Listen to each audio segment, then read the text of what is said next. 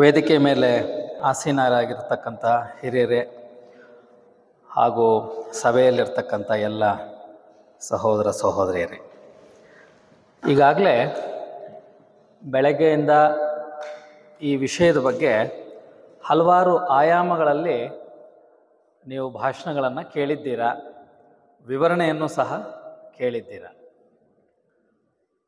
ಈಗ ನಾವು ಆಯ್ಕೆ ಮಾಡಿಕೊಂಡಿರ್ತಕ್ಕಂತಹ ಪುಸ್ತಕ ರಾಧಾ ಬರ್ನಿಯರವರು, ಅದರ ಶೀರ್ಷಿಕೆನೇ ಹೇಳುತ್ತೆ ಸತ್ಯ, ಸುಂದರ ಮತ್ತು ಸುಗುಣ ಕನ್ನಡದಲ್ಲಿ.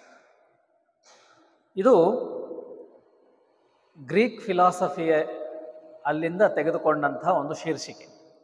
ಅಲ್ಲೂ ಸಹ ಗ್ರೀಕ್ ಫಿಲಾಸಫಿಯಲ್ಲಿ ಹೇಳಿರ್ತಕ್ಕಂಥದ್ದು ಟ್ರೂತ್, ಬ್ಯೂಟಿ ಆ್ಯಂಡ್ ಗುಡ್ನೆಸ್ ಅಂತ. ಇದನ್ನು ರಾಧಾ ಬರ್ನಿಯರವರು ತಮ್ಮ ಪುಸ್ತಕದ ಶೀರ್ಷಿಕೆಯಾಗಿ ಮಾಡಿಕೊಂಡಿದ್ದಾರೆ, ಅಥವಾ ಅವರ ಪುಸ್ತಕಕ್ಕೆ ಈ ಶೀರ್ಷಿಕೆಯನ್ನು ಕೊಟ್ಟಿದ್ದಾರೆ. ಈ ಪದಗಳು ನಮಗೆ ಹೊಸತೇನಲ್ಲ. ನಮ್ಮ ಉಪನಿಷತ್ತುಗಳಲ್ಲಿ ಮತ್ತು ಹಿಂದೂ ಸಂಪ್ರದಾಯದಲ್ಲಿ ಭಾರತೀಯರಿಗೆ ಈ ಪದಗಳೇನು ಹೊಸದಲ್ಲ. ಯಾಕಂದರೆ ಸತ್ಯಂ ಶಿವಂ ಸುಂದರಂ ಅನ್ನುವ ಈ ಒಂದು ಘೋಷವಾಕ್ಯವನ್ನು ನಾವೆಲ್ಲರಿಗೂ ಪರಿಚಿತವಾಗುವಷ್ಟರ ಮಟ್ಟಿಗೆ ಪ್ರತಿಯೊಂದು ಪ್ರವಚನದಲ್ಲೂ ಉಪನಿಷತ್ತನ್ನು ಓದಿದಂಥವರು ಅಥವಾ ಭಾಗವತವನ್ನು ಹೇಳುವಂಥವರು ಪ್ರತಿಯೊಬ್ಬರೂ ಸಹ ಹೇಳ್ತಾ ಬಂದಿದ್ದಾರೆ. ಹೌದಾ?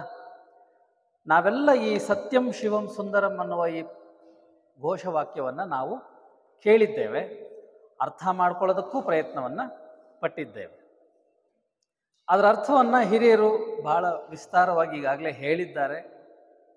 ಹಾಗಾಗಿ ನಾನು ಅದರ ಕಡೆ ಹೆಚ್ಚು ವಿವರಣೆಯನ್ನು ಕೊಡಕ್ಕೆ ಹೋಗೋದಿಲ್ಲ. ಸತ್ಯವಾದದ್ದೇ ದೈವಿಕವಾದದ್ದು, ಸತ್ಯವೇ ದೈವಿಕ ಮತ್ತು ಅದು ಸುಂದರವಾಗಿದೆ, ಅದು ಸೌಂದರ್ಯ ಅನ್ನೋದು ಇದರ ಒಂದು ಅರ್ಥ. ಇನ್ನು ನನಗೆ ಕೊಟ್ಟಂತಹ ವಿಷಯ ಅಂದರೆ ನೈಸರ್ಗಿಕ ಸೌಂದರ್ಯ ಅಂತ ಹೇಳಿ ನಮ್ಮ ಡೈರೆಕ್ಟರ್ ಅವರು ಹೇಳಿದ್ರು. ಅದು ನಾನು ಅರ್ಥ ಮಾಡ್ಕೊಂಡಿರೋ ಮಟ್ಟಿಗೆ ಅದು ನಿಸರ್ಗದ ಸೌಂದರ್ಯ ಅನ್ನೋದಕ್ಕಿಂತ ನೈಸರ್ಗಿಕವಾದ ಸೌಂದರ್ಯ ಅಥವಾ ನೈಜವಾದ ಸೌಂದರ್ಯ. ಈ ನೈಜವಾದ ಸೌಂದರ್ಯ ಅಂದರೆ ಅವರು ರಾಧಾ ಬರ್ನಿಯರವರು ಹೇಳಿರುವ ವಾಕ್ಯ ಏನಂದರೆ the beauty that is truth. ಸೌಂದರ್ಯ ಅದು ಸತ್ಯ. ಅಂದರೆ ಸತ್ಯವಾದ ಸೌಂದರ್ಯ ಅಥವಾ ನಿಜವಾದ ಸೌಂದರ್ಯ ಏನು, ಇದು ಈ ರೀತಿ ನಾವು ಅದನ್ನು ತಗೋಬೇಕು.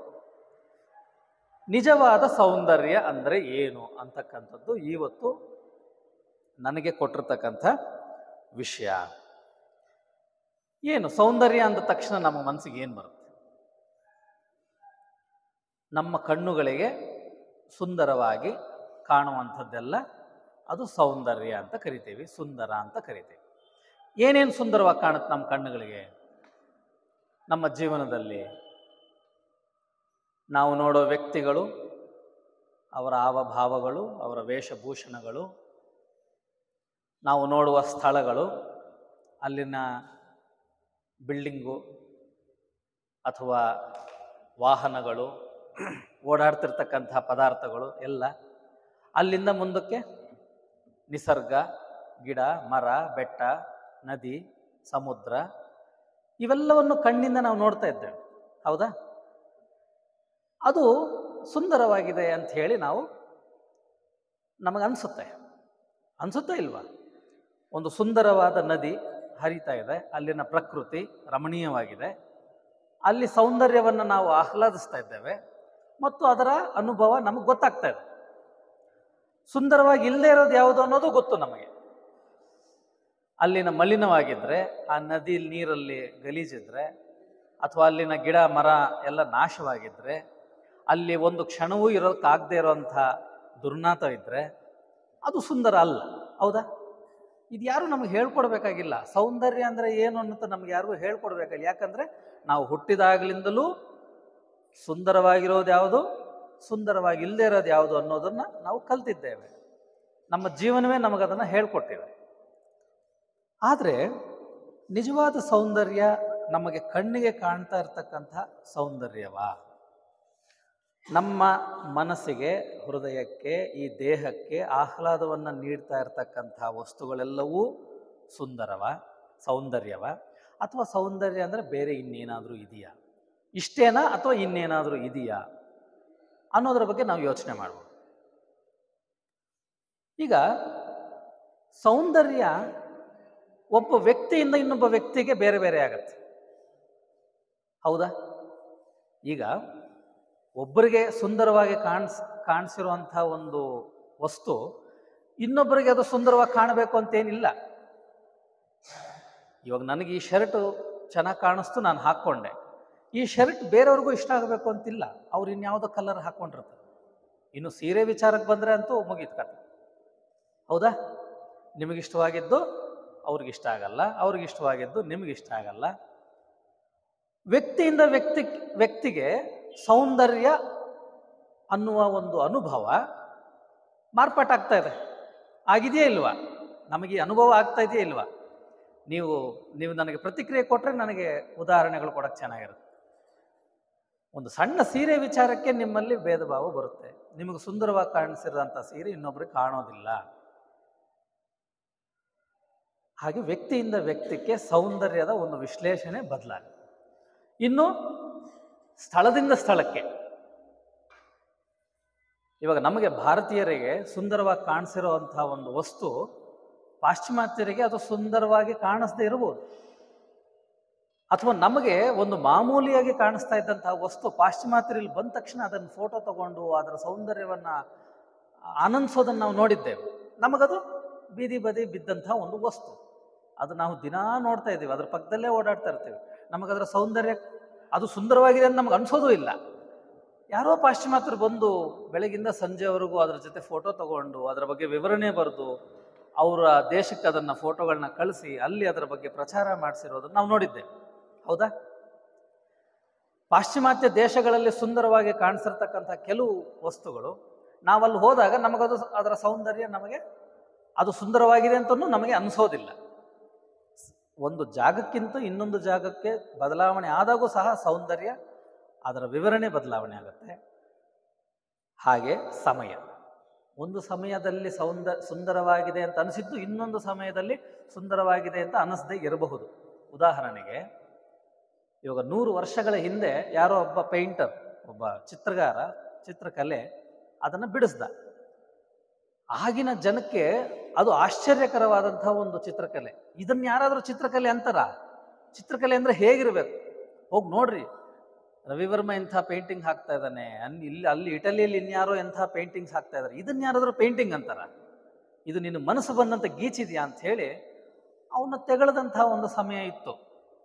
ಇವತ್ತು ಅದೇ ಪೇಂಟಿಂಗ್ಗಳು $1 ಬಿಲಿಯನ್ ಗಟ್ಟಲೆ ವ್ಯಾಪಾರ ಆಗ್ತಾ ಇದೆ. ಅದೊಂದು ಪದ್ಧತಿ, ಪೇಂಟ್ ಮಾಡುವಂಥ ಒಂದು ಪದ್ಧತಿ ಅಂತ ಹೇಳಿ ಅದರಲ್ಲೊಂದು ಅರ್ಥವನ್ನು ಹುಡುಕೊಂಡು ಅಥವಾ ಅದಕ್ಕೊಂದು ಅರ್ಥವನ್ನು ಕಲ್ಪಿಸಿ ಅದರಲ್ಲಿ ಇರ್ತಕ್ಕಂಥ ನಿಜವಾದ ಅರ್ಥವನ್ನು ಗುರುತಿಸಿ ಇವತ್ತು ಆ ಪೇಂಟಿಂಗ್ಗಳು ಎಷ್ಟೋ $1 ಬಿಲಿಯನ್ ಮಾರಾಟವಾಗ್ತಾ ಇದೆ. ಆದರೆ ಅದನ್ನು ಮಾಡಿದಂತಹ ಮೊದಲನೇ ವ್ಯಕ್ತಿಗೆ ಎಷ್ಟು ಅವಮಾನ ಆಯಿತು. ಯಾಕಂದರೆ ಆಗಿನ ಕಾಲಮಟ್ಟಕ್ಕೆ ಚಿತ್ರಕಲೆ ಅಂದರೆ ಹೀಗೆ ಇರಬೇಕು, ಚಿತ್ರ ಅಂದರೆ ಹೀಗೆ ಬಿಡಿಸಬೇಕು ಅನ್ನುವ ಒಂದು ಪದ್ಧತಿ ಇತ್ತು. ಇವನೇನೋ ಒಂದು ಹೊಸ ತಂದಾಗ ಒಪ್ಕೊಳ್ಳಿಲ್ಲ. ಸಮಯ ಬದಲಾದಂತೆ ಆ ಚಿತ್ರಕಲೆಯ ಸೌಂದರ್ಯ ಅರ್ಥವಾಯಿತು, ಅಥವಾ ಅದರ ಒಳಗಿರ್ತಕ್ಕಂಥ ಸೌಂದರ್ಯವನ್ನು ಗ್ರಹಿಸುವ ಶಕ್ತಿಯನ್ನು ಬೆಳೆಸಿಕೊಂಡ್ರು. ಹೀಗೆ ಸೌಂದರ್ಯ ಒಬ್ಬ ವ್ಯಕ್ತಿಯಿಂದ ಇನ್ನೊಬ್ಬ ವ್ಯಕ್ತಿಗೆ ಬದಲಾಗುವ, ಒಂದು ಸ್ಥಳದಿಂದ ಇನ್ನೊಂದು ಸ್ಥಳಕ್ಕೆ ಬದಲಾಗುವ, ಒಂದು ಸಮಯದಿಂದ ಇನ್ನೊಂದು ಸಮಯಕ್ಕೆ ಬದಲಾಗುವಂತಹ ಒಂದು ಅನುಭವ ಅಥವಾ ಅನುಭೂತಿ ಆಗಿರೋದ್ರಿಂದ ಈಗ ಹೇಳಿ, ನಿಜವಾದ ಸೌಂದರ್ಯ ಅಂದರೆ ಏನು? ನೈಜವಾದ ಸೌಂದರ್ಯ, ನೈಸರ್ಗಿಕ ಸೌಂದರ್ಯ ಅಂತ ಏನು ಹೇಳಿದ್ರು, ನೈಜ ಸೌಂದರ್ಯ ಅಂದರೆ ನಿಜವಾದ ಸೌಂದರ್ಯ ಅಂದರೆ ಏನು? ಇದಕ್ಕೆ ಯಾರು ಇದೇ ಸೌಂದರ್ಯ ಅಂತ ಹೇಳುವಂಥವ್ರು ಯಾರು? ನಮ್ಮಲ್ಲದಕ್ಕೆ ಒಂದು ಅಭಿಪ್ರಾಯ ಇಲ್ಲ. ಒಂದು ವಸ್ತು ಎಲ್ಲರಿಗೂ ಸುಂದರವಾಗಿ ಕಾಣಬೇಕು ಅಂತಿಲ್ಲ. ಒಂದು ವಸ್ತು ಎಲ್ಲ ದೇಶಗಳಲ್ಲೂ ಸುಂದರವಾಗಿರಬೇಕು ಅಂತಿಲ್ಲ. ಪ್ರದೇಶಗಳಲ್ಲೂ ಸುಂದರವಾಗಿದೆ ಅಂತ ಹೇಳೋಕ್ಕಾಗಲ್ಲ. ಎಲ್ಲ ಸಮಯಕ್ಕೂ ಸುಂದರವಾಗಿದೆ ಅಂತ ಹೇಳಕ್ಕೂ ಆಗ್ತಿಲ್ಲ ಅಂದಮೇಲೆ ನಿಜವಾದ ಸೌಂದರ್ಯ ಅಂದರೆ ಯಾವುದು? ಯಾವುದ್ರ ಬಗ್ಗೆ ನಾವು ಬೆಳಗ್ಗೆಯಿಂದ ಮಾತಾಡ್ತಾ ಇದ್ದೀವಿ? ಸೌಂದರ್ಯ ಸೌಂದರ್ಯ ಅಂತ ಹೇಳ್ತಾನೆ ಇದ್ದೀವಿ. ಯಾವುದಿದು ನಿಜವಾದ ಸೌಂದರ್ಯ? ಈಗ ಒಂದು ಉದಾಹರಣೆ ತಗೊಳ್ಳೋಣ. ಒಂದು ಫೋಟೋ ತೆಗೆದಿರ್ತೀವಿ. ನಾವು ಟ್ರಿಪ್ಗೆ ಹೋದಾಗ ಬಸ್ ಒಂದು 5 ನಿಮಿಷ ನಿಲ್ಲಿಸಿರುತ್ತೆ. ಅಲ್ಲಿ ಹೋಗ್ತೀವಿ, ಒಂದು ನದಿ ಪಕ್ಕದಲ್ಲಿ ನಿಲ್ಲಿಸಿರುತ್ತೆ, ಒಂದು ಹೋಟ್ಲ್ ಹತ್ರ ಕಾಫಿಗೆ ಅಂತ. ನೀವು ಕಾಫಿ ಕುಡಿದು ಇನ್ನೊಂದು ಸ್ವಲ್ಪ ಟೈಮ್ ಇದೆ ಅಂತ ಹೇಳಿ ಆ ನದಿ ಹತ್ರಕ್ಕೆ ಹೋಗ್ತೀರಾ. ನಿಮಗೆ ಬಸ್ ಹಾರನ್ ಆಗ್ತಾ ಇದೆ, ನಿಮಗೆ ಟೈಮ್ ಇಲ್ಲ ಅಲ್ಲಿ ಸ್ಪೆಂಡ್ ಮಾಡೋಕ್ಕೆ. ಒಂದು ಫೋಟೋ ಟಕ್ ಅಂತ ಒಂದು ಸೆಲ್ಫಿ ತೊಗೊಂಡು ಬಂದ್ಬಿಡ್ತೀರ. ಮನೆಗೆ ಬಂದು ನೀವು ಟ್ರಿಪ್ ಫೋಟೋಸ್ ಎಲ್ಲ ನೋಡ್ತಿರ್ಬೇಕಾದ್ರೆ ಒಂದು 5 ನಿಮಿಷನೂ ನಿಮಗೆ ಕಾಲ ಸ್ಪೆಂಡ್ ಮಾಡೋಕ್ಕಾಗದೇ ಇರತಕ್ಕಂಥ ಒಂದು ಜಾಗದ ಒಂದು ಸೆಲ್ಫಿ ಫೋಟೋ ನೋಡಿದ ತಕ್ಷಣ ನಿಮಗನ್ಸುತ್ತೆ, ಅಲ್ಲಿ ನೋಡಿದಾಗ ಇಷ್ಟು ಚೆನ್ನಾಗಿರಲಿಲ್ಲ, ಫೋಟೋಲಿ ಏನು ಇಷ್ಟು ಚೆನ್ನಾಗಿ ಬಂತು ಅಂತ. ಹೌದಾ? ಅಥವಾ ಯಾರೋ ಒಬ್ಬರು ಒಂದು ತೋಟದಲ್ಲಿ ಮನೆ ಮಾಡ್ಕೊಂಡಿದ್ದಾರೆ, ದಿನಾ ಅಲ್ಲೇ ವಾಸ ಮಾಡ್ತಾರೆ, ಮಕ್ಕಳು, ಅಜ್ಜಿ, ತಾತ ಎಲ್ಲರೂ ಇದ್ದಾರೆ. ಇನ್ಯಾರೋ ಬಂದು ಅವರು ಹೊಲದಲ್ಲಿ ಕೆಲಸ ಮಾಡ್ತಿದ್ದಾರೆ, ಅವ್ರ ತೋಟ, ಅವ್ರ ತೋಟದ ಮನೆ, ಹೊಲ, ಕೂಲಿ ಕಾರ್ಮಿಕರು ಕೆಲಸ ಮಾಡ್ತಾ ಇದ್ದಾರೆ. ಯಾರೋ ಬಂದು ಅದೆಲ್ಲ ವಿಡಿಯೋ ಮಾಡ್ಕೊಂಡು ಹೋಗ್ತಾರೆ, ಅದನ್ನು ಟಿ ವಿಗೆ ಹಾಕ್ತಾರೆ ನ್ಯೂಸಲ್ಲಿ, ಯಾವುದೋ ಒಂದು ವಿಚಾರವಾಗಿ. ಇಷ್ಟೊತ್ತಿಗೆ ನಿಮ್ಮ ನ್ಯೂಸ್ ನೋಡಿ, ನಿಮ್ಮ ತೋಟದ ಬಗ್ಗೆ ನಾನು ನ್ಯೂಸಲ್ಲಿ ಹಾಕಿದ್ದೇನೆ ಅಂತ ನಮಗೆ ಫೋನ್ ಮಾಡಿ ಹೇಳ್ತಾನವನು. ನಾವು ಆ ಟೈಮ್ ಕರೆಕ್ಟಾಗಿ ಕೂತ್ಕೊಂಡು ಟಿ ವಿ ನೋಡ್ತೀವಿ. ನಮ್ಮ ಹೊಲ, ನಮ್ಮ ಗದ್ದೆ ಎಲ್ಲ ತೋರಿಸ್ತಾರಂತೆ, ನಮ್ಮ ಬಗ್ಗೆ ಈ ರಿಪೋರ್ಟ್ರ್ ಏನೋ ರಿಪೋರ್ಟ್ ಮಾಡಿದ್ದಾನೆ ಅಂತ. ನಮ್ಮದೇ ಹೊಲ, ನಮ್ಮದೇ ಗದ್ದೆ, ನಮ್ಮದೇ ತೋಟ, ನಮ್ಮ ಕುಟುಂಬಸ್ಥರೇ ಅಲ್ಲಿ ಮಾತಾಡಿರೋದು, ನಮ್ಮ ದಿನ ನೋಡೋ ಕೂಲಿ ಕಾರ್ಮಿಕರೇ. ಆ ಟಿ ವಿಲಿ ಬರ್ತಿರ್ಬೇಕಾದ್ರೆ ಎಷ್ಟು ಚೆನ್ನಾಗಿದೆಯಪ್ಪ, ಇಷ್ಟು ಚೆನ್ನಾಗಿದೆ ನಿಜವಾಗ್ಲು ನಮ್ಮ ತೋಟ, ಇದು ನಮ್ಮದೇನಾ ತೋಟ, ನಮ್ಮದೇನಾ ಮನೆ, ಇದು ಎಷ್ಟು ಚೆನ್ನಾಗಿ ಕಾಣ್ತಿದೆ ಅಂತ ಅನಿಸುತ್ತಾ ಇಲ್ವಾ? ದಿನ ನಾವು ನೋಡುವಂಥ ವಿಚಾರಗಳು, ನಾವು ಅಲ್ಲೇ ವಾಸ ಮಾಡ್ತಿರ್ತಕ್ಕಂಥ ಪ್ರದೇಶ, ಅದು ಕೆಲವೊಮ್ಮೆ ನಮಗೆ ಇನ್ನೊಂದು ರೀತಿಯಲ್ಲಿ ತೋರಿಸಿದಾಗ ಅದರ ಸೌಂದರ್ಯವನ್ನು ನಾವು ಗುರುತಿಸುವಂಥ ಒಂದು ಅನುಭವ ನಮಗಾಗಿದೆ. ಹೌದಾ? ಹಾಗಾದರೆ ದಿನ ಅಲ್ಲೇ ಇದ್ದಾಗ ಯಾಕೆ ನಿಮ್ಗೆ ಆ ಸೌಂದರ್ಯ ಕಾಣಲಿಲ್ಲ?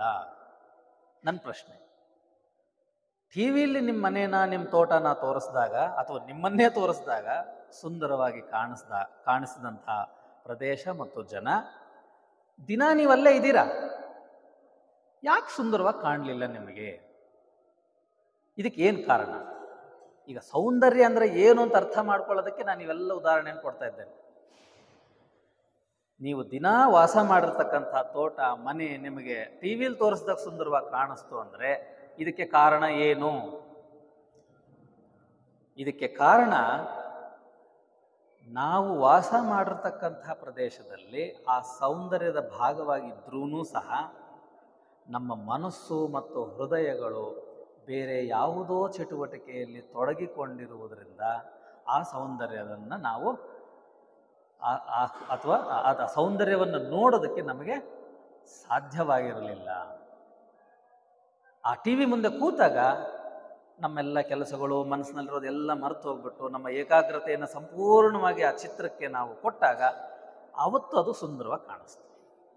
ಇವನು ತೋಟದಲ್ಲಿದ್ದಾಗ ಬರೀ ಸೌಂದರ್ಯವನ್ನು ಆಹ್ಲಾದ ಮಾಡ್ಕೊಂಡಿರೋದಕ್ಕೆ ಸಾಧ್ಯವಿಲ್ಲ. ಬೆಳಗ್ಗೆ ಎದ್ದರೆ ನಿಮ್ಮ ಹಸು, ಅದ್ರ ಕಸ, ಸಗಣಿ, ಅದು ಅಥವಾ ಕೆಲಸ, ಪಂಪ್ ಆನ್ ಮಾಡೋದು, ನೀರು ಬಿಡೋದು, ಗೊಬ್ಬರ ಹಾಕೋದು, ಯಾರೋ ಬಂದಿಲ್ಲ ಅಡುಗೆ ಮಾಡಬೇಕು, ಅವ್ರಿಗೆ ಅಡುಗೆ ಮಾಡಿಕೊಡ್ಬೇಕು, ಈ ಎಲ್ಲದರ ಒಂದು ಲೌಕಿಕತೆಯಲ್ಲಿ ನೀವು ನಿಮ್ಮ ಮನಸ್ಸು ಮತ್ತು ಹೃದಯವನ್ನು ಸಂಪೂರ್ಣವಾಗಿ ತೊಡಗಿಸಿಕೊಂಡಿರೋದ್ರಿಂದ ಅಲ್ಲಿರ್ತಕ್ಕಂಥ ಸೌಂದರ್ಯವನ್ನು ನೋಡೋದಕ್ಕೆ ನಿಮಗೆ ಸಾಧ್ಯವಾಗಿರಲಿಲ್ಲ.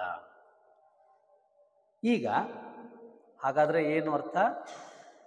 ಸೌಂದರ್ಯ ಅಂತಕ್ಕಂಥದ್ದು ಅದು ಎಲ್ಲ ವಸ್ತುವಿನಲ್ಲಿ ಸಹ ಅಡಗಿರ್ತಕ್ಕಂಥ ಒಂದು ವಿಚಾರ, ಎಲ್ಲ ವಸ್ತುಗಳ ಹಿಂದೆ ಇರ್ತಕ್ಕಂಥ ಒಂದು ಸತ್ಯ. ಅದನ್ನು ನೋಡಬೇಕಂದ್ರೆ, ಅದನ್ನು ಗ್ರಹಿಸಬೇಕಂದ್ರೆ ನಮ್ಮಲ್ಲಿ ಒಂದು ಪ್ರಯತ್ನದ ಅವಶ್ಯಕತೆ ಇದೆ. ಏನು ಆ ಪ್ರಯತ್ನ? ಆ ಬಾಹ್ಯ ಹೊರಗೆ ಕಾಣ್ತಿರ್ತಕ್ಕಂಥ ಒಂದು ಚಿತ್ರದವನ್ನು ಮಾತ್ರ ಅಷ್ಟೇ ನೋಡದೆ ಪ್ರಯತ್ನಪೂರ್ವಕವಾಗಿ ಮನಸ್ಸು ಮತ್ತು ಹೃದಯಗಳನ್ನು ಏಕಾಗ್ರತೆಗೊಳಿಸಿ ಪ್ರತಿಯೊಂದು ವಸ್ತುವಿನ ಹಿಂದೆ ಇರತಕ್ಕಂಥ ಸೌಂದರ್ಯವನ್ನು ನಾವು ಗ್ರಹಿಸಿದರೆ ಅಥವಾ ನೋಡಲು ಪ್ರಯತ್ನಿಸಿದರೆ ನಮಗೆ ಅದು ಕಾಣುವಂಥದ್ದು. ಯಾವ ಪ್ರಯತ್ನವೂ ಇಲ್ಲದೆ ಕಾಣುವಂಥದ್ದು ಬಾಹ್ಯ ಸೌಂದರ್ಯ. ಅದು ನಮ್ಮ ಕಣ್ಣು ಕಾಣ್ತಾ ಇದೆ, ಅದನ್ನು ನಾವೇನು ಅರ್ಥ ಮಾಡ್ಕೋಬೇಕಂದ್ರೆ ಅರ್ಥ ಮಾಡ್ಕೊತಾ ಇದ್ದೀವಿ. ಆದರೆ ಈಗಾಗಲೇ ನಮ್ಮ ಸೋದರರು ಹೇಳಿದಂತೆ ಆಂತರಿಕ ಸೌಂದರ್ಯ, ಒಳಗಿರ್ತಕ್ಕಂಥ ಸೌಂದರ್ಯ, ಅದರ ಒಂದು ಅನುಭೂತಿ ನಮಗಾಗಬೇಕು ಅಂತಂದರೆ ನಮ್ಮ ಪ್ರಯತ್ನ ಏನು? ಮನಸ್ಸು ಮತ್ತು ಹೃದಯಗಳನ್ನು ಈ ಲೌಕಿಕತೆಯಿಂದ ನಾವು ಬಿಡುಗಡೆಗೊಳಿಸಿದಾಗ ಮಾತ್ರ ಆ ಸೌಂದರ್ಯ ನಮಗೆ ಅನುಭೂತಿ ಆಗುತ್ತದೆ. ಇವಾಗ ಇಷ್ಟು ಅರ್ಥ ಆಯ್ತು ನಮಗೆ.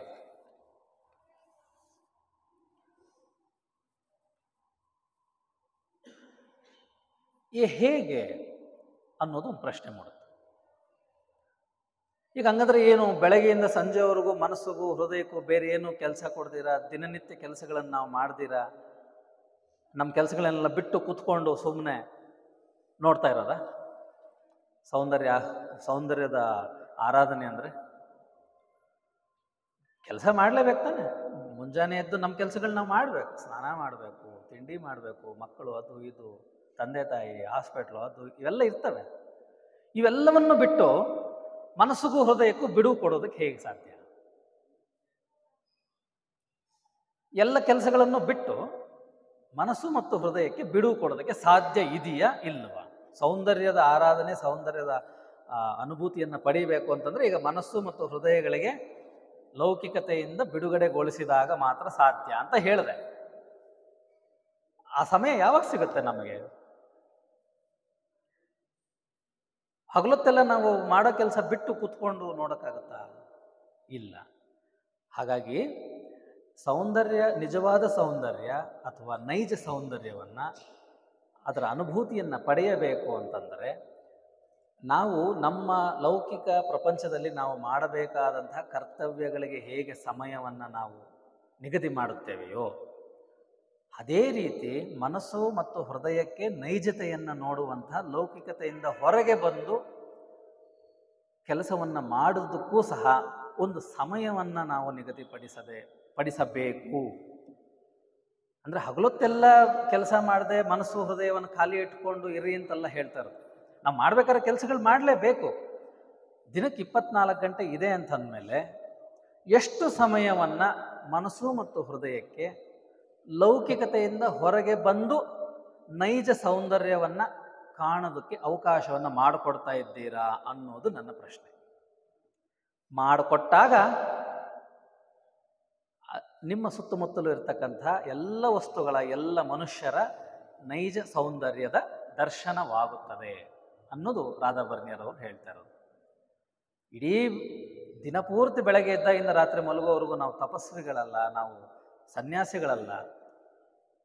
ನಮ್ಮ ದಿನನಿತ್ಯದ ಕಾರ್ಯಕ್ರಮಗಳು, ಚಟುವಟಿಕೆಗಳು, ಕರ್ತವ್ಯಗಳು, ಜವಾಬ್ದಾರಿಗಳು ಇವುಗಳನ್ನು ನಿಭಾಯಿಸಲೇಬೇಕು. ಆ ಜೀವನವನ್ನು ನಾವು ಮಾಡಲೇಬೇಕು. ದೇಹಕ್ಕೆ ಬೇಕಾದಂಥ ಎಲ್ಲ ಸೌಕರ್ಯಗಳನ್ನು ಪಡೆಯಲು ಕೆಲಸ ಮಾಡಲೇಬೇಕು.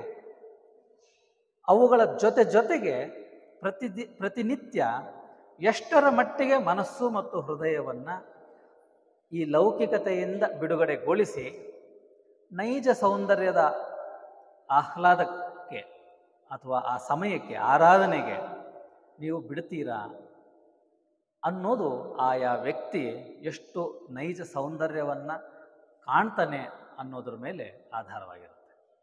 ಅಥವಾ ತನ್ನ ಎಷ್ಟು ಸಮಯವನ್ನು ಇದಕ್ಕಾಗಿ ಬಿಡ್ತಾನೆ ಅನ್ನೋದ್ರ ಮೇಲೆ ಎಷ್ಟು ಸೌಂದರ್ಯವನ್ನು, ನೈಜ ಸೌಂದರ್ಯವನ್ನು ನೋಡ್ತಾನೆ ಅನ್ನೋದು ಗೊತ್ತಾಗುತ್ತೆ. ಇನ್ನು ಮುಂದೆ ಹೇಳ್ತಾರೆ, ರಾಧಾಜಿಯವರು ಹೇಳ್ತಾರೆ, ಒಬ್ಬ ವಿಜ್ಞಾನಿಯ ಉದಾಹರಣೆಯನ್ನು ಕೊಡ್ತಾರೆ. ಒಬ್ಬ ವಿಜ್ಞಾನಿ ಅವನು ಯಾರೋ ಹೇಳಿರ್ತಕ್ಕಂಥ ತತ್ವಶಾಸ್ತ್ರಗಳು, ತತ್ವಬೋಧನೆಗಳು, ಧರ್ಮ ಗ್ರಂಥಗಳು ಇವುಗಳ ಬಗ್ಗೆ ಅವನಿಗೆ ಅಷ್ಟು ಸಮಯ ಇರೋದಿಲ್ಲ. ವಿಜ್ಞಾನಿ ವಿಜ್ಞಾನವನ್ನು ಅಧ್ಯಯನ ಮಾಡ್ತಾನೆ, ಹೌದಾ? ಅವನು ಅಧ್ಯಯನ ಮಾಡ್ತಾ ವಿಜ್ಞಾನದ ಎಲ್ಲ ಆಯಾಮಗಳನ್ನು ಸಹ ಅವನು ಅರ್ಥ ಮಾಡ್ಕೊಂತ ಹೋಗ್ತಾನೆ. ನಂತರ ಪ್ರಶ್ನೆಗಳು ಬರುತ್ತೆ ಅವನಿಗೆ, ಇದು ಯಾಕೆ ಹೀಗಿದೆ, ಅಥವಾ ಇದು ಈ ರೀತಿ ಯಾಕೆ ಬರ್ತಾ ಇದೆ, ಇದಕ್ಕೆ ಕಾರಣ ಏನು ಅಂಥೇಳಿ ವಿಜ್ಞಾನದಲ್ಲಿ ಅವನಿಗೆ ಸಂಶೋಧನೆ ಮಾಡ್ತಾ ಮಾಡ್ತಾ ಹಲವಾರು ಪ್ರಶ್ನೆಗಳು ಬರುತ್ತೆ. ಒಬ್ಬ ವಿಜ್ಞಾನಿ ಈ ಪ್ರಕೃತಿಯನ್ನ ಅಥವಾ ಈ ಪ್ರಪಂಚವನ್ನ, ಬ್ರಹ್ಮಾಂಡವನ್ನ ಅಥವಾ ಈ ಮನುಷ್ಯನ ದೇಹವನ್ನ, ಎಲ್ಲವೂ ಬ್ರಹ್ಮಾಂಡದ ಭಾಗವೇ, ಇದನ್ನು ಸಂಪೂರ್ಣವಾಗಿ ಅರ್ಥ ಮಾಡಿಕೊಂಡಾಗ, ಇದನ್ನು ಯಾವಾಗ ಸಂಪೂರ್ಣವಾಗಿ ಅರ್ಥ ಮಾಡ್ಕೊತಾನೋ ಅವನಿಗೆ ಆ ಭಗವಂತನ ಸಾಕ್ಷಾತ್ಕಾರ ಆಗೋದಕ್ಕೂ ಸಾಧ್ಯವಿದೆ ಅಂತ ರಾಧಾಜಿಯವರು ಹೇಳ್ತಾರೆ. ಅಂದ್ರೆ ಅರ್ಥ ಇದಕ್ಕೊಂದು ಉದಾಹರಣೆಯನ್ನು ಕೊಡ್ತಾರೆ.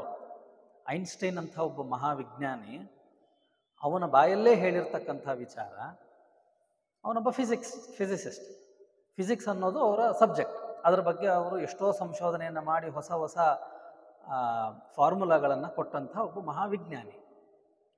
ಅವರು ಈ ಪ್ರಪಂಚದಲ್ಲಿರ್ತಕ್ಕಂಥ ಈ ಭೂಗೋಳಗಳು, ಸೌರಮಂಡಲ, ಇವುಗಳು ಹೇಗೆ ರಚನೆ ಆಗಿವೆ, ಹೇಗೆ ನಡೀತಾ ಇವೆ, ಭೂಮಿ ಸೂರ್ಯನ ಸುತ್ತು ತಿರುಗ್ತಿದೆ ಅಂದರೆ ಅದಕ್ಕೆ ಏನು ಕಾರಣ ಇರ್ಬೋದು, ಬೆಳಕು ಎಷ್ಟೊತ್ತು ತಗೊಳುತ್ತೆ ಭೂಮಿಗೆ ಸೇರೋ ಅಷ್ಟೊತ್ತಿಗೆ, ಇವುಗಳ ಬಗ್ಗೆ ಅರ್ಥ ಮಾಡ್ಕೊತ ಕೊನೆಗೆ ಅವರು ಒಂದು ಮಾತು ಹೇಳ್ತಾರೆ, ಈ ಬ್ರಹ್ಮಾಂಡವನ್ನು ಸಂಪೂರ್ಣವಾಗಿ ವೈಜ್ಞಾನಿಕವಾಗಿ ಅರ್ಥ ಮಾಡಿಕೊಂಡಾಗ ಮಾತ್ರ ನನಗೆ ಇದರ ನೈಜ ಸೌಂದರ್ಯದ ದರ್ಶನವಾಯಿತು.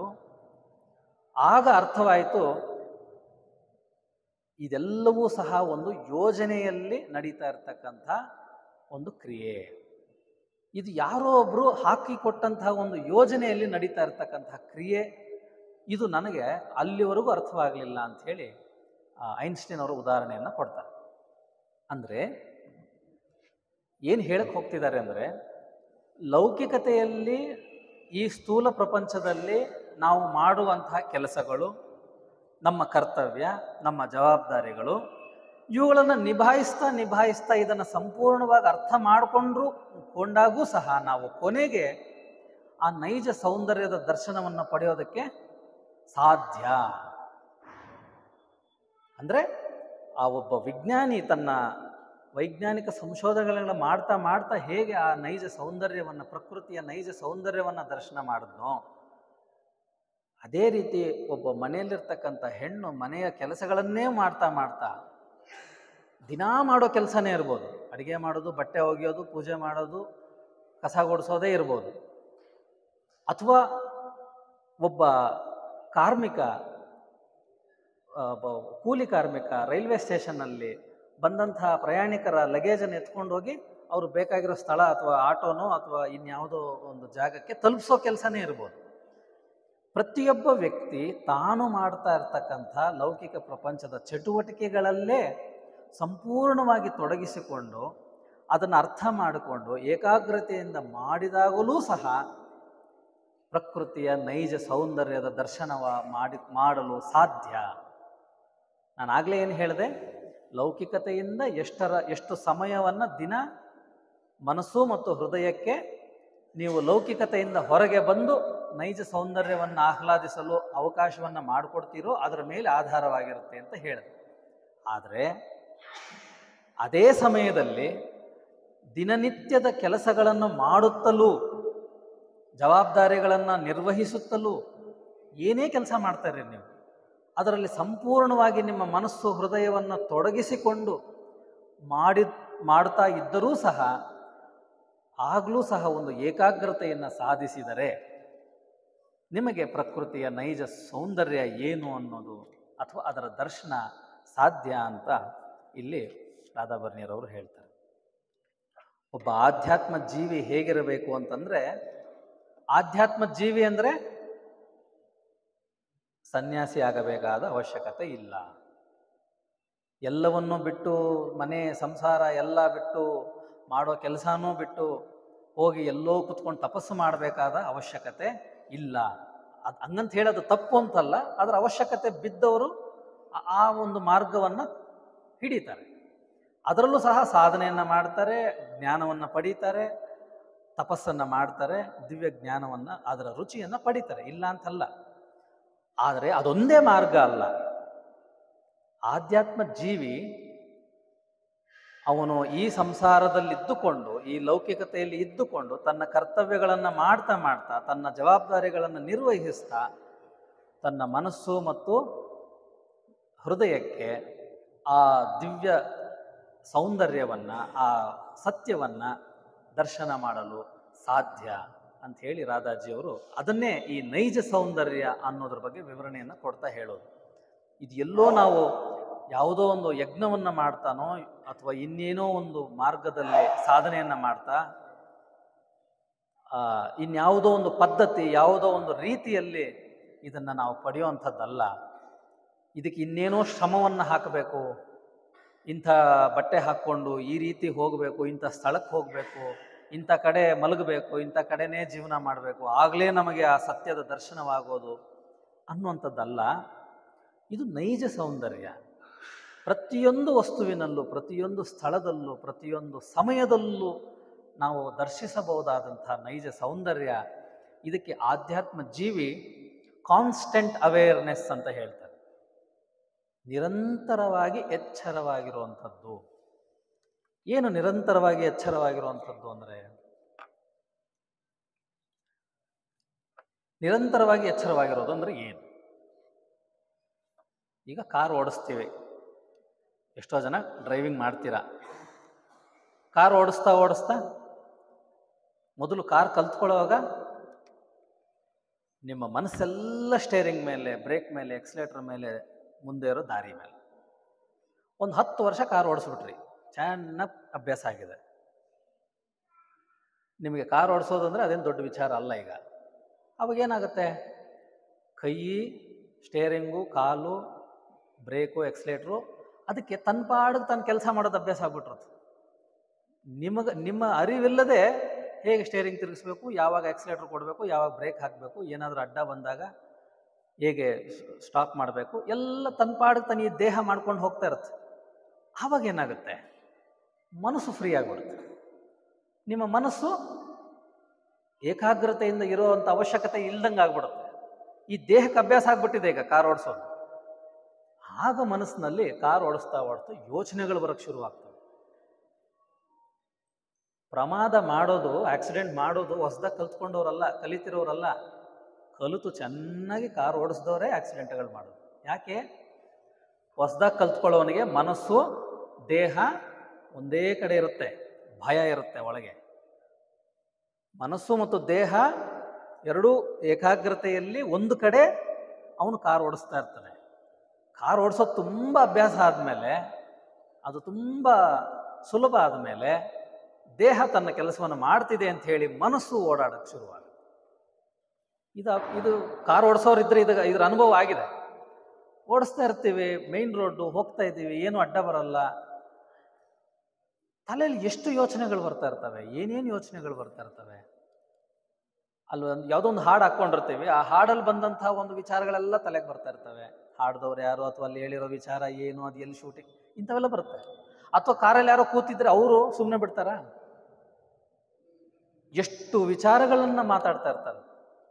ಸೀಟ್ ಬೆಲ್ಟ್ ಹೀಗಲ್ಲ, ಹೀಗೊಂದು ಬೇಕಾಗಿದೆ ಪಕ್ಕದಲ್ಲಿರೋರಿಗೆ. ಕಾರ್ ಓಡಿಸೋಗಿ ಏನು ಮಾತಾಡಬೇಕು, ಏನು ಮಾತಾಡಬಾರ್ದು ಅನ್ನೋದು ಗೊತ್ತಿರಲ್ಲ ಕೆಲವರಿಗೆ. ಯಾವ್ಯಾವ ವಿಚಾರಗಳನ್ನು ಮಾತಾಡ್ತಾ ಇರ್ತಾರೆ, ಮನಸ್ಸು ಅದ್ರ ಬಗ್ಗೆ ಯೋಚನೆ ಮಾಡ್ತಾ ಇರುತ್ತೆ. ಏಕಾಗ್ರತೆ ಕಳ್ಕೊಂಡ್ವಿ. ಈಗ ನಿರಂತರ ಏಕಾಗ್ರತೆ, ಕಾನ್ಸ್ಟೆಂಟ್ ಅವೇರ್ನೆಸ್ ಅಂದರೆ ಏನು? ನಿಮ್ಮ ದೇಹಕ್ಕೆ ಎಷ್ಟೇ ಅಭ್ಯಾಸವಾದರೂ, ಯಾವುದೇ ಕೆಲಸವನ್ನು ಮಾಡ್ತಿದ್ರು, ಅದು ನೆಕ್ಸ್ಟ್ ಸ್ಟೆಪ್ ಅಂದರೆ ಮುಂದೆ ಏನು ಮಾಡಬೇಕು ಅಂತ ನಿಮಗೆ ಗೊತ್ತಿದ್ರು, ಮನಸ್ಸನ್ನು ಯಾವುದೇ ಬೇರೆ ಆಲೋಚನೆಗಳಿಗೆ ಎಡೆ ಮಾಡಿಕೊಡದೆ, ಮನಸ್ಸಿನಲ್ಲಿ ಬೇರೆ ಆಲೋಚನೆಗಳಿಗೆ ಜಾಗ ಮಾಡಿಕೊಡದೆ, ಮಾಡ್ತಾ ಇರುವಂಥ ಕೆಲಸದಲ್ಲಿ ಮನಸ್ಸನ್ನು ಸಹ ಸಂಪೂರ್ಣವಾಗಿ ತೊಡಗಿಸಿಕೊಳ್ಳುವುದು. ನಿರಂತರವಾಗಿ, ಮತ್ತೆ ಬಿಟ್ಟು ಬಿಟ್ಟು ಅಲ್ಲ. ಸಿಗ್ನಲ್ ಬಂದಾಗ ಮನಸ್ಸಲ್ಲಿರುತ್ತೆ, ಮತ್ತೆ ಸಿಗ್ನಲ್ ಬಿಟ್ಟ ಮೇಲೆ ಮತ್ತೆ ಮನಸ್ಸೆಲ್ಲೋ ಹೋಯ್ತು, ಕಾರು ದೇಹ ಓಡಿಸ್ತಾ ಇದೆ ಅಂದರೆ ಆಗಲ್ಲ. ನಿರಂತರವಾಗಿ ಮನಸ್ಸು ಅಲ್ಲಿ ತೊಡಗಿಸ್ಕೊಂಡಿರ್ಬೇಕು. ಮನಸ್ಸೊಂದೇನಾ? ಹೃದಯವು. ಹೃದಯ ಅಂದರೆ ಈ ಶರೀರದಲ್ಲಿರೋ ಹೃದಯ ಅಲ್ಲ. ಹೃದಯ ಅಂತ ಏನಕ್ಕೆ ಕರಿತೀವಿ ನಾವು ಅಂದರೆ, ನಮ್ಮ ಭಾಷೆಯಲ್ಲಿ ಅದು ನಮ್ಮ ಭಾವನೆಗಳಿಗೆ ಅಥವಾ ಎಮೋಷನ್ಸ್, ರಾಗಭಾವಗಳಿಗೆ, ರಾಗದ್ವೇಷಗಳಿಗೆ, ಅದಕ್ಕೆ ಹೃದಯ ಅಂತ ಒಂದು ಪದವನ್ನು ಬಳಸ್ತೀವಿ. ಮನಸ್ಸು ಆಲೋಚನೆಗಳಿಗೆ, ಭಾವನೆಗಳಿಗೆ ನಾವು ಹೃದಯ ಅಂತ ಕರಿತೀವಿ ಅಷ್ಟೆ. ಆಲೋಚನೆಗಳು ಮತ್ತು ಭಾವನಾತ್ಮಕವಾಗೂ ಸಹ ಭಾವನೆಗಳು ಎಲ್ಲವೂ ಸಹ ಏಕಾಗ್ರತೆ ಮಾಡ್ತಾ ಇರೋಂಥ ಕೆಲಸದ ಮೇಲೆ ಅಥವಾ ಏನು ನಡೀತಿದೆ ಅದರ ಮೇಲೆ ಇರಿಸುವಂಥದ್ದು. ಆ ಇರುವಿಕೆಗೆ ಕಾನ್ಸ್ಟೆಂಟ್ ಅವೇರ್ನೆಸ್ ಅಂತಾರೆ.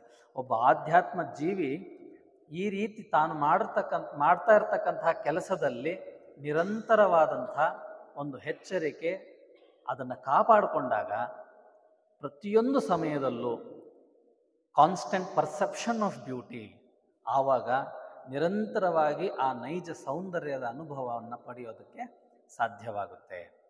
ನೀವು ಹೂ ಕಟ್ತಾ ಇರ್ರಿ, ಸೀರೆ ನೇಯ್ತಾ ಇರ್ರಿ, ಅಥವಾ ಚಕ್ರವನ್ನು ತಿರುಗಿಸ್ತಾ ಇರ್ರಿ, ಏನೇ ಕೆಲಸ ಮಾಡ್ತಾ ಇರ್ರಿ. ಒಬ್ಬ ಟೈಪಿಸ್ಟು ಪೇಪರ್ ನೋಡ್ಕೊಂಡು ಟೈಪ್ ಮಾಡ್ತಾ ಇದ್ದಾರೆ, ಅಥವಾ ಇನ್ನು ಯಾವುದೇ ಕೆಲಸದಲ್ಲಿ ತೊಡಗಿಸ್ಕೊಂಡಿರ್ರಿ.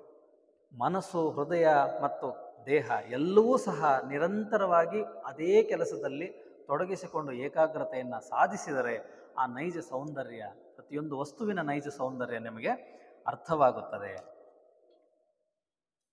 ಯಾವಾಗ ಪ್ರತಿಯೊಂದು ವಸ್ತುವಿನ, ಪ್ರತಿಯೊಂದು ಸ್ಥಳದ, ಪ್ರತಿಯೊಂದು ವ್ಯಕ್ತಿಯ ನೈಜ ಸೌಂದರ್ಯ ನಮಗೆ ಅರ್ಥವಾಗುತ್ತದೆಯೋ ಆಗ ಮೊಟ್ಟ ಮೊದಲು ಆಗುವಂಥದ್ದೇನು, ಸುಂದರವಾಗಿ ಇಲ್ಲದೇ ಇರುವಂಥದ್ದು ಏನೂ ಇಲ್ಲ ಈ ಪ್ರಪಂಚದಲ್ಲಿ ಅನ್ನೋದು ಅರ್ಥವಾಗುತ್ತೆ. ಈಗ ನಾನು ಆಗಲೇ ಏನು ಹೇಳಿದೆ ಶುರುವಿನಲ್ಲಿ, ಒಬ್ಬರಿಗೆ ಸುಂದರವಾಗಿ ಕಾಣಿಸಿದ್ದು ಇನ್ನೊಬ್ಬರಿಗೆ ಸುಂದರವಾಗಿ ಕಾಣಿಸೋದಿಲ್ಲ ಅಂತ ಹೇಳಿದೆ. ಎಲ್ಲ ವಸ್ತುಗಳ ನೈಜ ಸೌಂದರ್ಯದ ಅನುಭವ ಆದ ಮೇಲೆ ಸುಂದರವಾಗಿ ಇಲ್ಲದಿರೋದು ಏನೂ ಇಲ್ಲ ಅನ್ನೋದು ಅರ್ಥವಾಗುತ್ತೆ. ಸುಂದರವಾಗಿ ಇಲ್ಲದೆ ಇರತಕ್ಕಂಥದ್ದು ಏನೂ ಇಲ್ಲ ಈ ಪ್ರಪಂಚದಲ್ಲಿ ಅನ್ನೋದು ಅರ್ಥವಾಗೋದು ನಾವು ಸಂಪೂರ್ಣವಾಗಿ ನಮ್ಮನ್ನು ನಾವು ಅಲ್ಲಿ ತೊಡಗಿಸಿಕೊಂಡಾಗ ಮತ್ತು ಆ ನೈಜ ಸೌಂದರ್ಯ ನಮಗೆ ಅರ್ಥವಾದಾಗ. ಆನಿ ಬೆಸೆಂಟ್ ಅವರು ಇವತ್ತವರ ಹುಟ್ಟುಹಬ್ಬ, ಅವರೊಂದು ಮಾತು ಹೇಳಿದ್ದಾರೆ, beauty is no dead thing, it is the manifestation of God in nature. ಸೌಂದರ್ಯ ಅನ್ನೋದು ಯಾವ ಸತ್ತ ವಸ್ತು ಅಲ್ಲ, ಅಥವಾ ಜಡತ್ವ ಇರುವಂಥ ವಸ್ತು ಅಲ್ಲ, ಚಲನೆ ಇಲ್ಲದೆ ಇರ್ತಕ್ಕಂಥ ವಸ್ತು ಅಲ್ಲ. ಸೌಂದರ್ಯ ಸತ್ತ ವಸ್ತು ಅಲ್ಲ, ಅದು ಭಗವಂತನ ತೋರ್ಪಡಿಕೆ, ಅಥವಾ ಭಗವಂತ ತನ್ನನ್ನು ತಾನು ಈ ಪ್ರಪಂಚಕ್ಕೆ ತೋರಿಸಿಕೊಳ್ಳುವ, ಪ್ರಕಾಶಿಸಿಕೊಳ್ಳುವ ಒಂದು ವಿಧಾನ. ಈಗ ಭಗವಂತ ಅಂದರೆ ಏನು? ಇಲ್ಲಿ ಯಾವ ನೈಜ ಸೌಂದರ್ಯ, ಯಾವ ಸತ್ಯ ಅಂತ ನಾವು ಕರಿತೀವಿ ಅದೇ ಭಗವಂತ. ಅದೇ ಸತ್ಯಂ ಶಿವಂ ಅಂದರೆ ಅರ್ಥ. ಸತ್ಯವಾದದ್ದೇ ದೈವಿಕವಾದದ್ದು, ಶಿವ ಅಂದರೆ ಭಗವಂತ.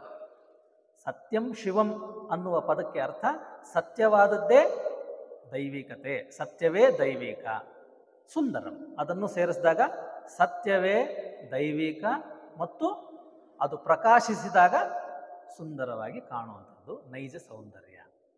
ಅಂದರೆ ಅರ್ಥ, ನೈಜ ಸೌಂದರ್ಯ ಅಂದರೆ ಅದು ದೈವಿಕವಾಗಿರುವಂಥದ್ದು, ಅದು ಸತ್ಯವಾಗಿರುವಂಥದ್ದು. ಎಲ್ಲ ವಸ್ತುಗಳ ಹಿಂದೆ ಅಡಗಿರುವ ಸತ್ಯವೇನಿದೆ ಅದು ದೈವಿಕತೆಯಿಂದ ಕೂಡಿದೆ ಮತ್ತು ಅದರ ಪ್ರಕಾಶ, ಅದು ಪ್ರಕಾಶಗೊಂಡಾಗ, ಪ್ರಕಟಿಸಿಕೊಂಡಾಗ ಅದು ಸುಂದರವಾಗಿ ಇರುತ್ತದೆ. ಅಥವಾ ಅದೇ ಸೌಂದರ್ಯ. ಅದು ಬಿಟ್ಟು ಆವಾಗ ನಮಗೇನು ಅರ್ಥ ಆಗತ್ತೆ, ಸುಂದರವಾಗಿ ಇಲ್ಲದೇ ಇರೋಂಥದ್ದು ಏನೂ ಇಲ್ಲ. ಯಾಕಂದರೆ ಪ್ರತಿ ವಸ್ತುವಿನಲ್ಲೂ ಸಹ ಆ ದೈವಿಕತೆ ಅಡಗಿದೆ.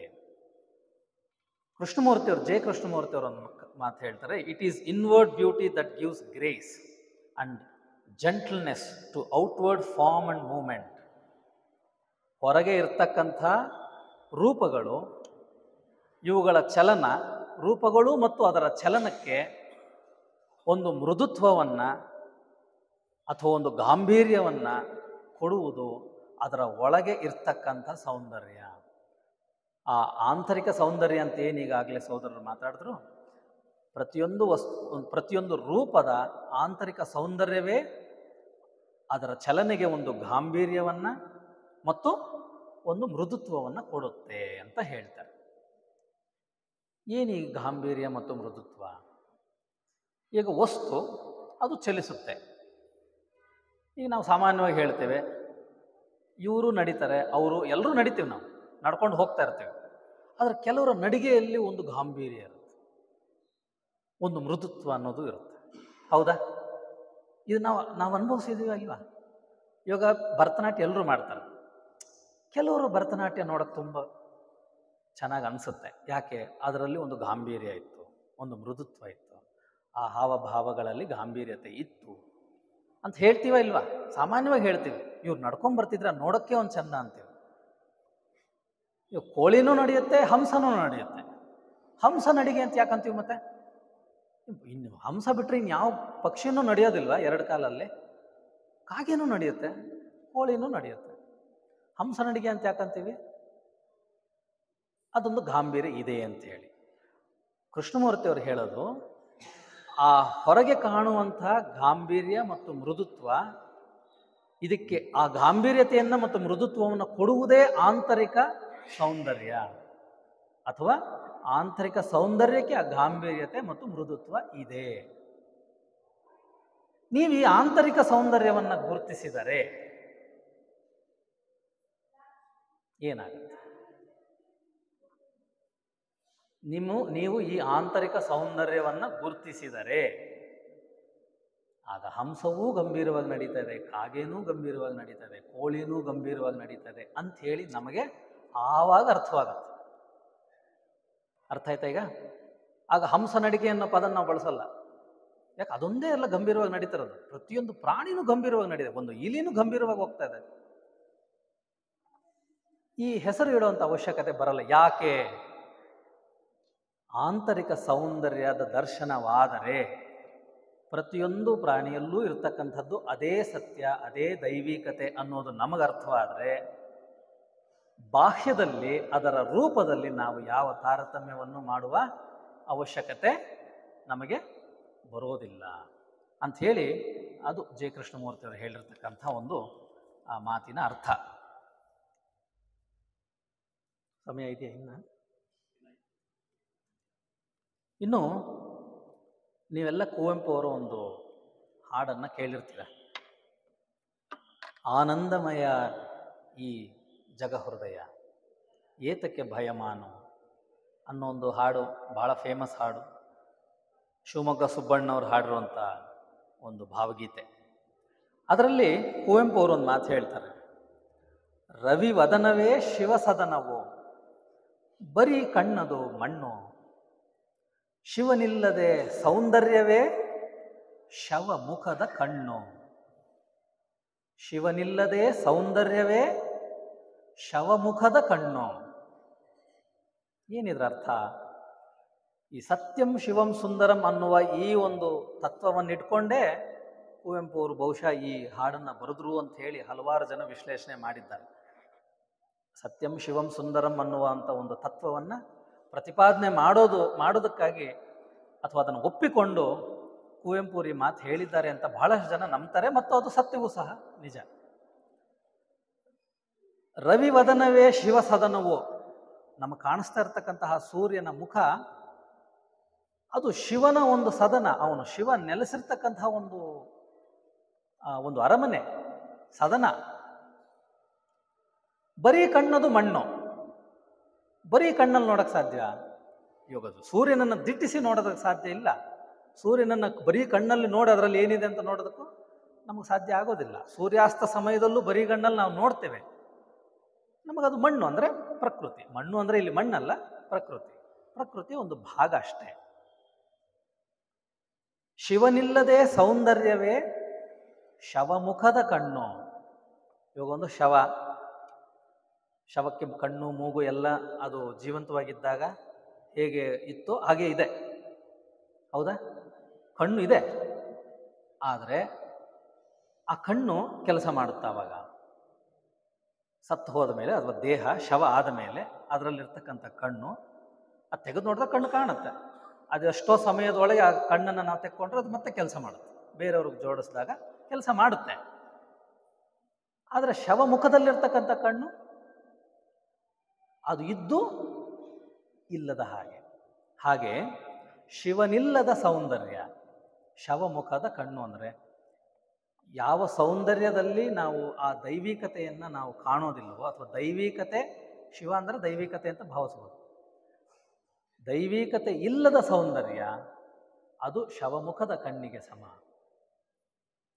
ಅಥವಾ ದೈವಿಕತೆಯೇ ನಿಜವಾದ ಸೌಂದರ್ಯ. ಎಲ್ಲಿ ದೈವಿಕತೆ ಇದೆ ಅದೇ ನಿಜವಾದ ಸೌಂದರ್ಯ, ಅದೇ ನೈಜ ಸೌಂದರ್ಯ. ದೈವಿಕತೆ ಅಂದರೆ ಮತ್ತೆ ಸತ್ಯ, ಪರಮ ಸತ್ಯ. ಎಲ್ಲಿ ಪರಮ ಸತ್ಯವಿದೆ ಅಲ್ಲಿ ದೈವಿಕತೆ ಇರುತ್ತದೆ ಮತ್ತು ಅದೇ ಸೌಂದರ್ಯ, ಅದೇ ಸುಂದರ.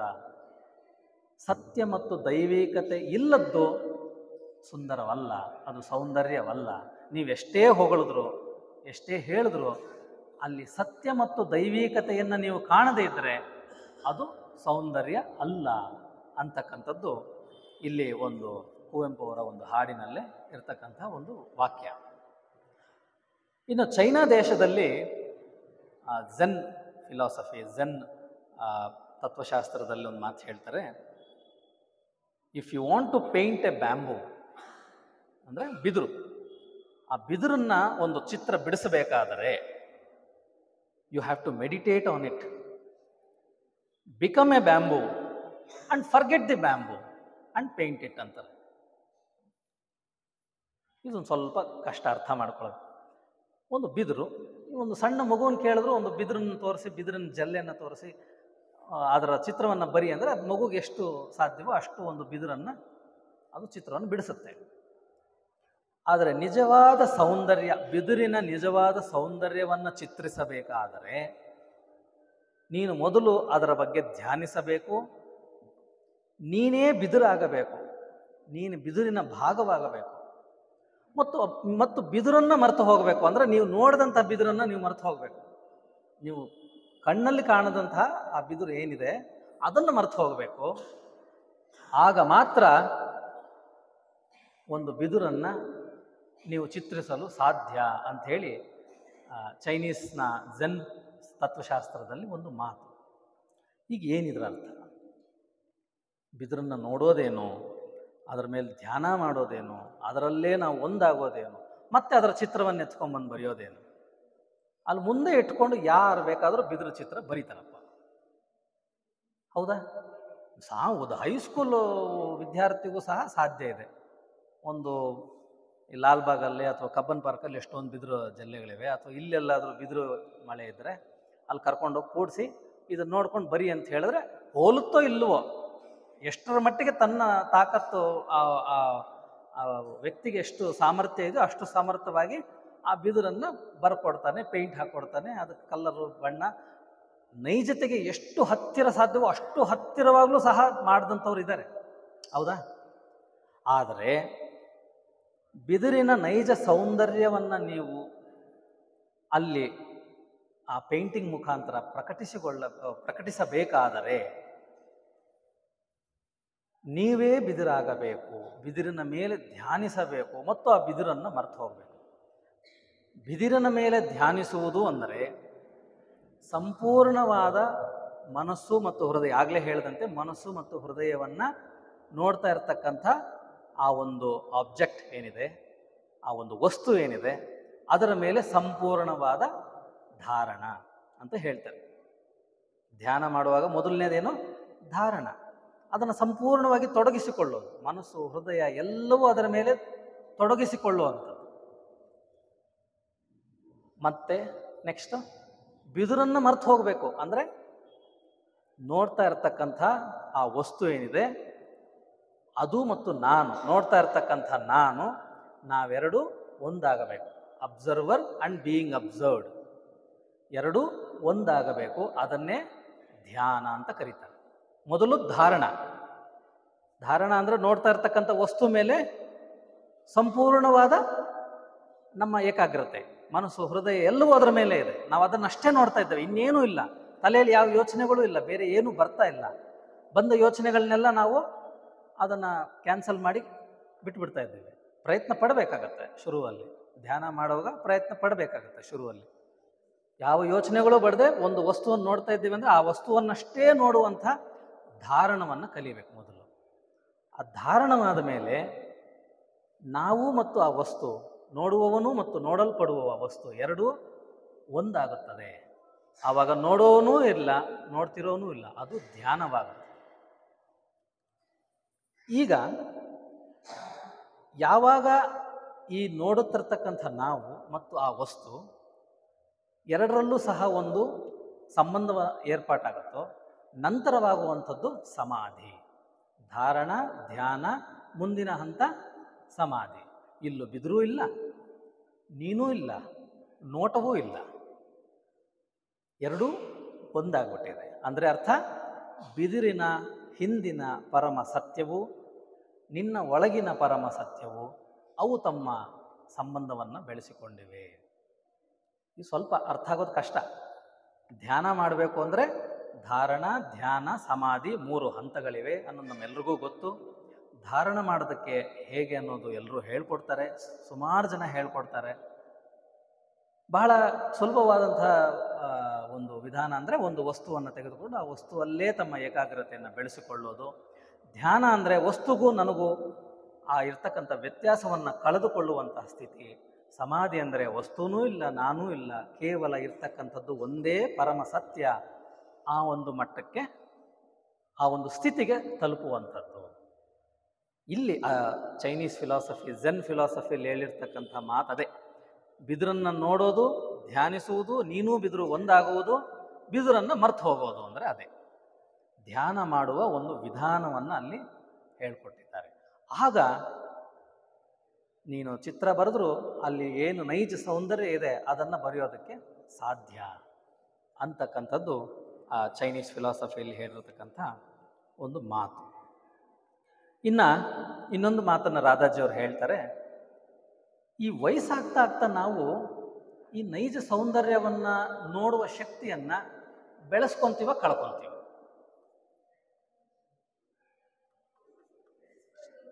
ಚಿಕ್ಕ ವಯಸ್ಸಿನಲ್ಲಿ ನೈಜ ಸೌಂದರ್ಯ ಕಾಣ್ತಿತ್ತ, ಈಗ ವಯಸ್ಸಾದ ಮೇಲೆ ಸೊಸೈಟಿಗೆ ಬಂದು 10 ವರ್ಷ ಭಾಷಣಗಳೆಲ್ಲ ಕೇಳಿ, ಬುಕ್ಸ್ ಎಲ್ಲ ಓದಿ, ಏನೇನೋ ಕಲಿತು, ಧ್ಯಾನ ಕಲಿತು, ಈಗ ನಿಮಗೆ ನೈಜ ಸೌಂದರ್ಯ ಹೆಚ್ಚಾಗಿ ಕಾಣಿಸ್ತಾ ಇದೆಯಾ? ನಿಜ ಹೇಳಬೇಕು ಅಂದರೆ ಚಿಕ್ಕಂದಲೇ ನೈಜ ಸೌಂದರ್ಯ ಹೆಚ್ಚು ಕಾಣಿಸ್ತಾ ಇತ್ತು. ಆ ಶಕ್ತಿಯನ್ನು ಕಳ್ಕೊಂಡು ಈಗ ಮತ್ತೆ ಪಡೆಯೋದಕ್ಕೆ ಪ್ರಯತ್ನವನ್ನು ಪಡ್ತಾ ಇದ್ದೇವೆ. ಈ ನೈಜ ಸೌಂದರ್ಯವನ್ನು ನೋಡುವ ಶಕ್ತಿ ನಾವು ಕಳ್ಕೊಂಡಿರೋದನ್ನು ಪುನಃ ಹುಡುಕ್ತಾ ಇರೋದು. ಕಳ್ಕೊಂಡಿರೋ ಶಕ್ತಿಯನ್ನು ಪುನಃ ಪಡೆಯೋದಕ್ಕೆ ಮಾಡ್ತಾ ಇರತಕ್ಕಂಥ ಪ್ರಯತ್ನಗಳಿವೆಲ್ಲ. ಹಾಗಾದರೆ ಯಾಕೆ ಕಳ್ಕೊಂಡ್ವಿ ಅನ್ನೋದು ಪ್ರಶ್ನೆ. ಒಂದು ಮಗುವಿಗೆ ನೈಜ ಸೌಂದರ್ಯವನ್ನು ನೋಡುವ ಶಕ್ತಿ ಇತ್ತು ಅಂದ ಮೇಲೆ ಬೆಳೀತಾ ಬೆಳೀತಾ ನಾವು ಇನ್ನೂ ಜಾಸ್ತಿ ಸಂಪಾದನೆ ಮಾಡ್ಕೊಂಡು ಹೋಗ್ಬೇಕಲ್ವಾ? ಇವಾಗ ನಾವು ಸ್ಕೂಲ್ಗೆ ಸೇರೋದು ಅದೇ ಅಲ್ವಾ?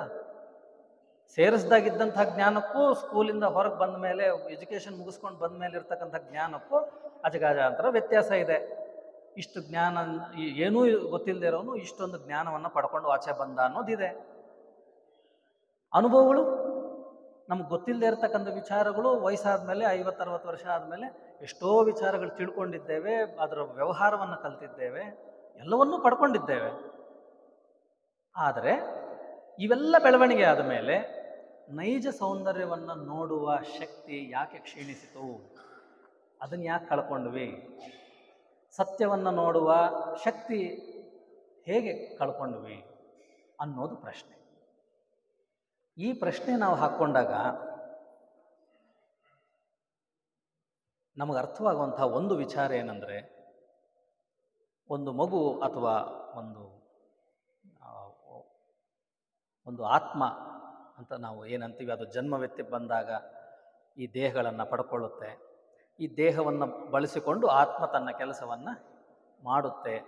ದೇಹದ ಜೊತೆಗೆ ಆತ್ಮದ ಬೆಳವಣಿಗೆನೂ ಆಗುತ್ತೆ. ನಂತರ ಇಲ್ಲಿ ಈ ಜನ್ಮದಲ್ಲಿ ಪಡೆದಂಥ ಅನುಭವಗಳನ್ನು ಆ ಆತ್ಮ ಹೊತ್ಕೊಂಡು ಹೋಗುತ್ತೆ. ದೇಹವನ್ನು, ಆಸೆಗಳನ್ನು, ಮನಸ್ಸಿನ ಯೋಚನೆಗಳನ್ನು, ಬುದ್ಧಿಯನ್ನು ಮತ್ತು ಪಡ್ಕೊಂಡಂಥ ಜ್ಞಾನವನ್ನು ಎಲ್ಲವನ್ನು ಇಲ್ಲೇ ಬಿಟ್ಟು ಕೇವಲ ಆತ್ಮಕ್ಕೆ ಮಾತ್ರ ಬೇಕಾಗಿರ್ತಕ್ಕಂಥ ಅನುಭವಗಳನ್ನು ಪಡ್ಕೊಂಡು ಅದು ಮುಂದಕ್ಕೆ ಹೋಗುತ್ತೆ ಅನ್ನೋದು ಗೊತ್ತಿದೆ. ಥಿಯಾಸಫಿಸ್ಟ್ರಾಗಿ ಇಷ್ಟು ಅರ್ಥ ಮಾಡ್ಕೊಂಡಿದ್ದೇವೆ ಇಷ್ಟು ವರ್ಷ, ಹೌದಾ? ಅದ್ರ ಬಗ್ಗೆ ಜಾಸ್ತಿ ಮಾತಾಡೋದು ಬೇಡ. ಮಗುವಾಗಿ ಇದ್ದಂಥ ಶಕ್ತಿಯನ್ನು ಕಳ್ಕೊಳ್ಳೋದಕ್ಕೆ ಕಾರಣವೇನು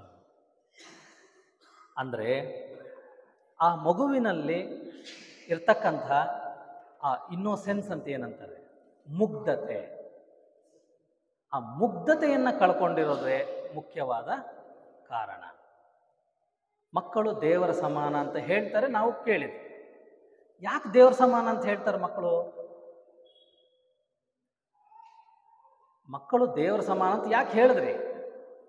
ಒಂದು ವಯಸ್ಸು 15 ವರ್ಷ ಆದ್ಮೇಲೆ ಮತ್ತೆ ಅವರಲ್ಲಿರೋ ದೇವರು ಹೊಟ್ಟೋಗ್ತಾರ? ಅವ್ರು ದೇವರು ಅಲ್ವಾ?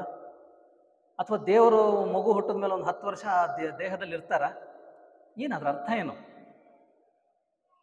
ನೈಜ ಸೌಂದರ್ಯವನ್ನ, ನಿಜವನ್ನ ಕಾಣುವಂತಹ ಶಕ್ತಿ ಇರೋದ್ರಿಂದ ಅಲ್ಲಿ ದೈವಿಕತೆ ಇದೆ. ದೈವಿಕತೆ ಅಂದ್ರೆ ದೇವರು. ಸತ್ಯಂ ಶಿವಂ ಸುಂದರಂ, ಪದೇ ಪದೇ ನಾವು ಅದನ್ನು ನೆನಪಿಸ್ಕೋಬೇಕು. ಎಲ್ಲಿ ಸತ್ಯವಿದೆ, ಎಲ್ಲಿ ಸೌಂದರ್ಯವನ್ನ ನೋಡುವ ಶಕ್ತಿ ಇದೆ, ಅಲ್ಲಿ ದೈವಿಕತೆ ಇರುತ್ತದೆ.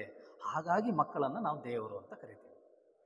ಯಾಕಂದರೆ ಯಾವುದೇ ಪೂರ್ವಾಗ್ರಹಗಳಿಲ್ಲದೆ, ಯಾವುದೇ ಆಸೆಗಳಿಲ್ಲದೆ, ಯಾವುದೇ ಲಾಭ ನಷ್ಟಗಳ ಯೋಚನೆಗಳಿಲ್ಲದೆ ನೋಡುವ ವಸ್ತುವನ್ನು ಅದರ ನೈಜರ ರೂಪದಲ್ಲಿ ಮಗು ನೋಡೋದಕ್ಕೆ ಸಾಧ್ಯವಿದೆ. ನಾವು ಆ ಶಕ್ತಿಯನ್ನು ಕಳ್ಕೊಂಡಿದ್ದೇವೆ. ಯಾಕೆ?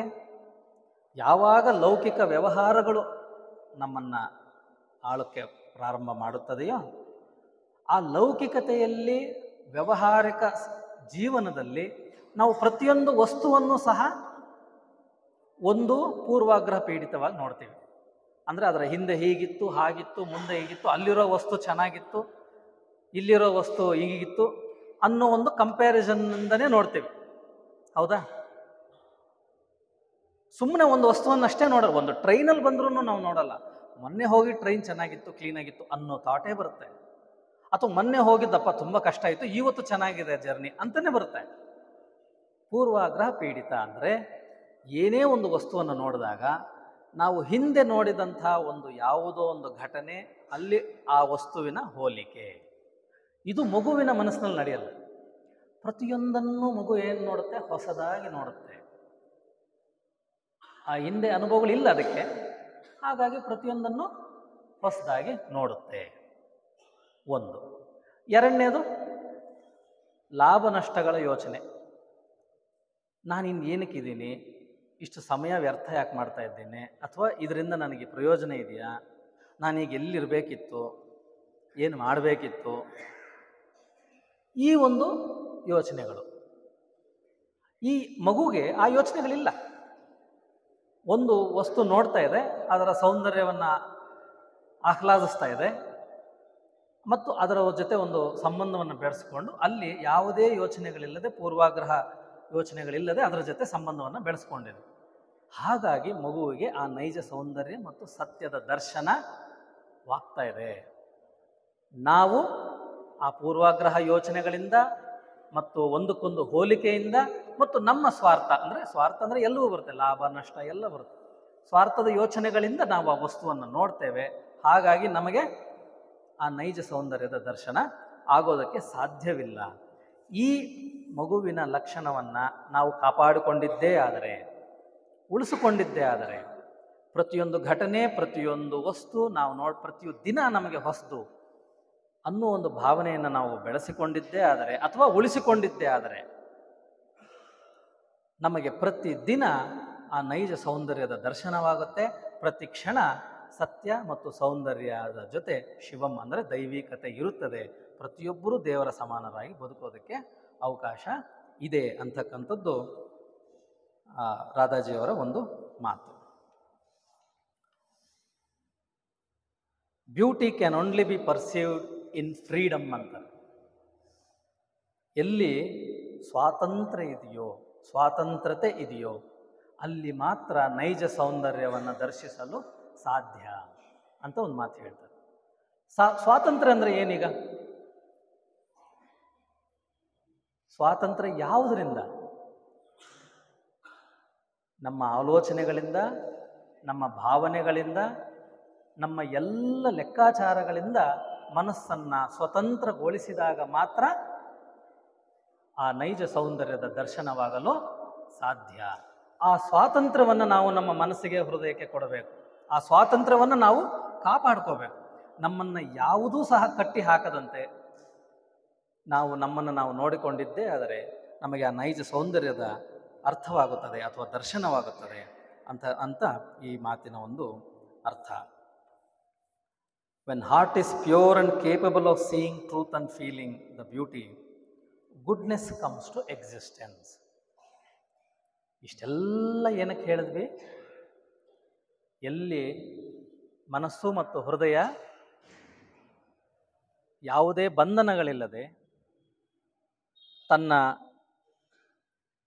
ಪರಿಪೂರ್ಣವಾಗಿ ಒಂದು ಸ್ಥಿತಿಯಲ್ಲಿ, ಒಂದು ವಸ್ತುವಿನಲ್ಲಿ ತನ್ನನ್ನು ತಾನು ತೊಡಗಿಸಿಕೊಳ್ಳುತ್ತದೆಯೋ, ಆ ಸೌಂದರ್ಯ ದರ್ಶನವನ್ನು ಪಡೆಯುತ್ತದೆಯೋ, ಆ ಸತ್ಯದ ದರ್ಶನವಾಗುತ್ತದೆಯೋ, ಆಗ ಅಲ್ಲಿ ದೈವಿಕತೆಯ ಉಪಸ್ಥಿತಿಯಾಗುತ್ತದೆ. ಅಲ್ಲಿ ದೇವರು ನೆಲೆಸ್ತಾರೆ ಅಂತ ಸಹ ಸಾಮಾನ್ಯವಾಗಿ ನಾವು ಅನ್ಕೋಬೋದು. ಸತ್ಯ ಮತ್ತು ಸೌಂದರ್ಯದ ದರ್ಶನವನ್ನು ಪಡೆದಂತಹ ಸ್ಥಳದಲ್ಲಿ ದೈವಿಕತೆ ಇರುತ್ತದೆ. ದೈವಿಕತೆ ಇದ್ದ ಮೇಲೆ ಗುಡ್ನೆಸ್ ಅಂದರೆ ಸುಗುಣಗಳು ಅಥವಾ ಒಳ್ಳೆತನ ಅಥವಾ ಒಳಿತು, ಒಳ್ಳೆತನನೂ ಅನ್ಬೋದು, ಒಳಿತುನೂ ಅನ್ಬೋದು. ದೈವಿಕತೆ ಇದ್ದ ಮೇಲೆ ಅಲ್ಲಿ ಒಳ್ಳೆತನ ಮತ್ತು ಒಳಿತು ಇರುತ್ತದೆ. ಇದಕ್ಕಾಗಿ ನಾವಿಷ್ಟೆಲ್ಲ ಇದರ ಬಗ್ಗೆ ಯೋಚನೆ ಮಾಡಿ ಅರ್ಥ ಮಾಡ್ಕೋಬೇಕಾದಂಥ ಒಂದು ವಿಚಾರವನ್ನು ರಾಧಾ ಬರ್ನಿಯರ್ ಅವರು ನಮಗೆ ಕೊಟ್ಟಿದ್ದಾರೆ. ಇಷ್ಟು ಹೇಳಿ ನನ್ನ ಮಾತುಗಳನ್ನು ಮುಗಿಸ್ತೇನೆ.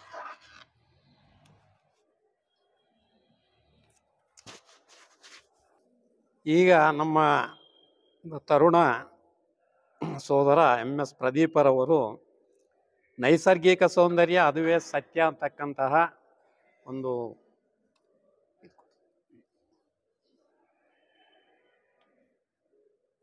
ವಿಷಯವನ್ನು ಪ್ರಸ್ತಾಪಿಸಿ,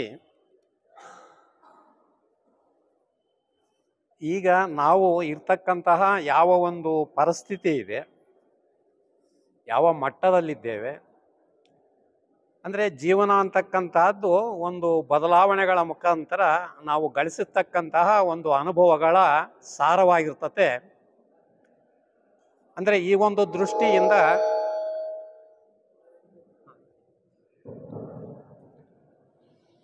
ದೃಷ್ಟಿಯಿಂದ ನಾವು ಜೀವನವನ್ನು ಪರೀಕ್ಷಿಸುತ್ತಾ ಹೋದಂತೆಲ್ಲ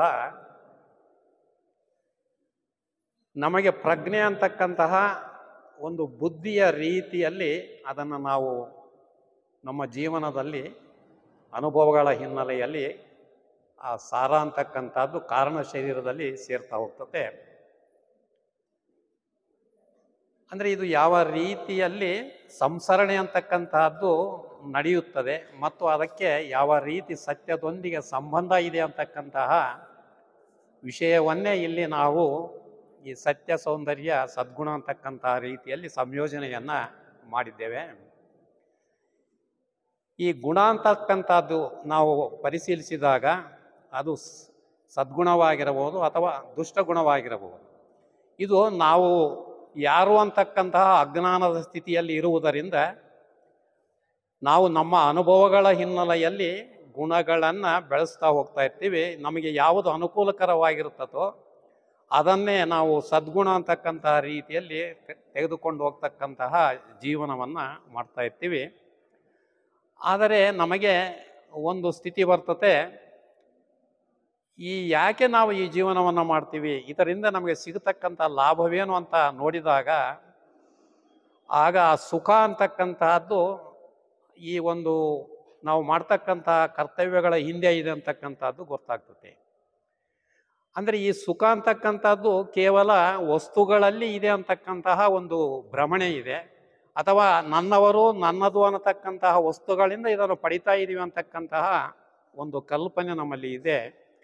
ಅಂದರೆ ಈ ರೀತಿ ಸುಖದ ಬೆನ್ನತ್ತಿ ಹೋಗುತ್ತಾ ನಾವು ಕಷ್ಟ ಕಾರ್ಪಣ್ಯಗಳಲ್ಲಿ ಸಿಲುಕಿಕೊಳ್ತೀವಿ ಅಂತಕ್ಕಂತಹದ್ದು ನಮಗೆ ಸ್ಪಷ್ಟವಾದಾಗ ಇದು ಬೇರೇನೋ ಒಂದು ಇದೆ ಅಂತಕ್ಕಂತಹ ಆ ಒಂದು ಆಂತರಿಕವಾಗಿರ್ತಕ್ಕಂತಹ ಜಿಜ್ಞಾಸೆ ನಮ್ಮಲ್ಲಿ ಮೂಡಿದಾಗ ಹೊರಗಡೆ ಹೋಗ್ತಕ್ಕಂತಹ ಮನಸ್ಸು ಆಂತರಿಕವಾಗಿ ಒಳಗಡೆ ಪ್ರವೇಶ ಆಗ್ತಕ್ಕಂತಹ ಒಂದು ಸ್ಥಿತಿ ಏರ್ಪಡ್ತತೆ.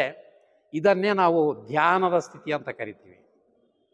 ಅಂದರೆ ಈ ರೀತಿ ಹೊರಗಿನ ಎಲ್ಲ ಸಂಬಂಧಗಳನ್ನು ಮೀರಿ ಆಂತರಿಕವಾಗಿ ಯಾವ ರೀತಿ ಸಂಬಂಧವನ್ನು ಹೊಂದಿದೆ ಅಂತಕ್ಕಂಥದ್ದನ್ನು ನಾವು ಅನುಭವದ ಮುಖಾಂತರ ತಿಳಿಯುತ್ತಾ ಹೋದಂತೆಲ್ಲ ಆ ಒಂದು ಆಂತರಿಕ ಪ್ರಪಂಚ ಅಂತಕ್ಕಂಥದ್ದು ಬಹಳ ವಿಶಾಲವಾಗಿದೆ. ಹೊರಗಡೆ ಪ್ರಪಂಚ ಇತಿಮಿತವಾಗಿ ಯಾಕೆ ಕಾಣುತ್ತೆ ಅಂತ ಹೇಳಿದರೆ, ಈ ಒಂದು ಭೌತಿಕ ವಸ್ತುಗಳಿಂದ ನಿರ್ಮಾಣವಾಗಿರ್ತಕ್ಕಂಥ ರೀತಿಯಲ್ಲಿ, ಈಗ ಉದಾಹರಣೆಗೆ ನಮ್ಮ ಶರೀರ ತೆಗೆದುಕೊಂಡರೆ, ಈ ಶರೀರ ಒಂದು ಮಿತಿಯನ್ನು ಹೊಂದಿದೆ. ಅದೇ ನಾವು ಮನಸ್ಸನ್ನು ತೆಗೆದುಕೊಂಡರೆ ಅದು ಮಿತಿ ಮೀರಿ ಅದರ ಒಂದು ಆಕ್ರಮಣ ಮಾಡ್ತಕ್ಕಂಥ ಸ್ಥಳ ಜಾಸ್ತಿ ಆಗ್ತದೆ.